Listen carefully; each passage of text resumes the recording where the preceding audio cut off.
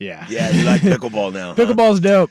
The Portland Trailblazers last night defeat the Atlanta Hawks 106-102, and boy, was it a performance from one DeAndre Ayton. Hooray! 41 minutes, 15 of 20, so he basically shot 50%. That's my math. Most impressively, 15 defensive rebounds, 19 overall, with a total of 33 points. Ant doing Ant things, but DeAndre Ayton came to play last night. He was dominating, man. It's a wonder what he can do when he really sets his mind to it. When he wants to be one of the best big men in the game right now, he can. And he was doing it from all over. He was fighting for boards. He was getting easy layups off second chance points, but he was also not afraid to pop out on pick and rolls, hit nice elbow jumpers.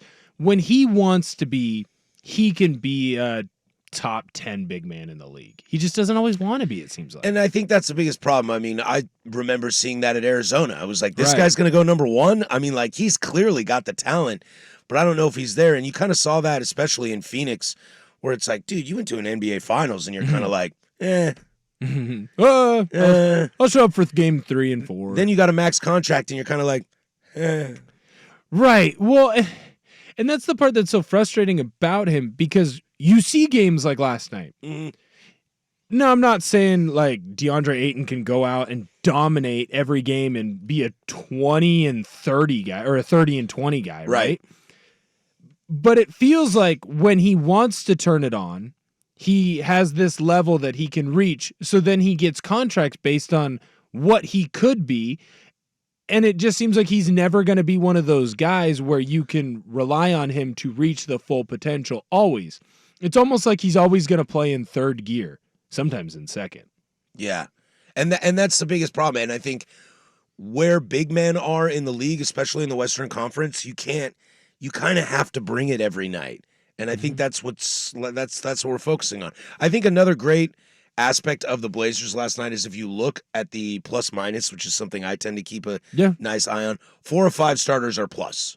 Yeah, that's big. That's always a big thing. I know it's more of like, it's used more in hockey because it's like, oh, are you out there when goals are being had? How does that happen? But it can be a nice deviation or something to look at where it's like, hey, good things are happening when you're on the court. Is that necessarily a causation? Like you're on the court, so good things happen? Or is it just you happen to be out there when everyone else is doing well? But it's always a good thing. It's the Atlanta Hawks. That is the next point. Is the Atlanta Hawks are not good, but they are 10 games above the Blazers in the win column. What are we doing here? We're going the wrong way. Well, there's also... Can you get fired for actually coaching a team? For winning? Yeah. Like, damn it, Chauncey, stop winning. You know what you're here to do. Yeah. We need lotto balls. I need balls, yeah. But, I mean, going forward... I probably shouldn't have said that. But going forward, I mean, that's what's so mind-boggling and frustrating about this Blazer team. I know Sprague talks about Blazers a lot, is that I never know which team is going to show up. Right. You know, is it this team that puts together a complete package and beats a team that, quote-unquote, they could? Or am I going to get a team that gets boat raced and scores 70 points? Well, that's also kind of the byproduct of them being so young. Like, this is what the rebuild is. If you got boat raced by 70 points every game, well, then it's like, okay, we're drafting the wrong people or we're trading for the wrong people.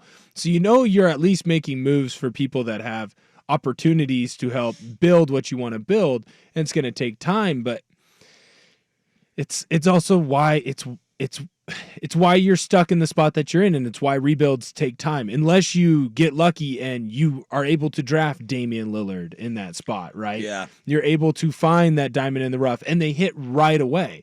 Like, you've seen it this year with Scoot.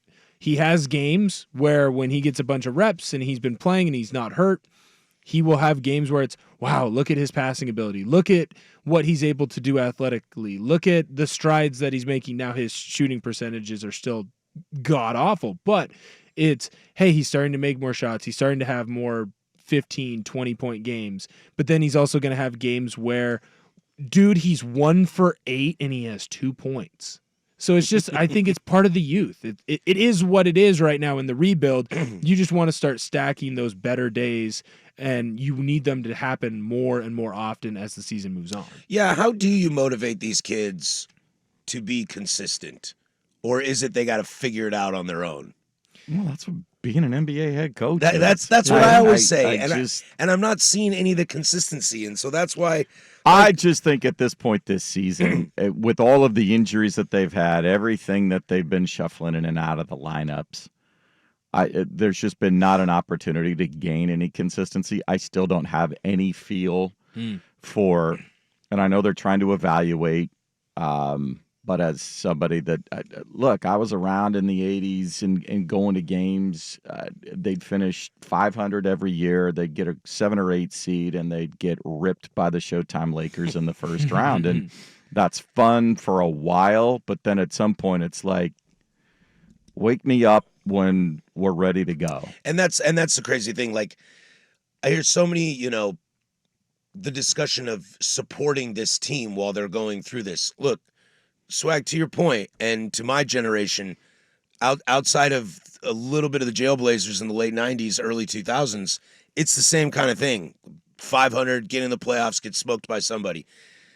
This team is supported, even when there's not a good product. Yeah, well, but you got to meet me somewhere in the middle. Well, I need consistent effort. If you want to lose, 60 games, lose 60 games. But I need to see some effort. Yeah, well, I also think it's important too. Tickets attendance is pretty much the same as what it was when you had Dame there, right? I think it's within 2 or 3%. That's tickets bought. That attendance figure. Right. So everybody that's got season tickets that held on to their season tickets, that's paid attendance, not butts in seats. There's a guy on Reddit that about once, twice a month gives away 4 seats in the 100 level. Yeah. Just gives them away. So there's another guy that does it on Twitter. Yeah. Maybe it's the same guy. You look in there, if you actually, and that was never even a thought. Right. The only thing I looked in on was the box score so I could do the update this morning, but you had conference tournaments going on left and right. Yeah. You had far more interesting NBA action with the Nuggets and Heat, and then the Kings finishing the season sweep of the Lakers. Sabonis had a nice game. Sabonis is the kryptonite for Mr. Davis. It's fantastic. What, 0-10 now? 0-9, 0-10 like against Sabonis, straight up. Fantastic. Yeah, I love that. Not a giant AD fan, but I'm a big DeMontes fan. He's big Sabonis fan. Remember, I got GU in the blood, man. Hey, there you go. I like all them GU kids.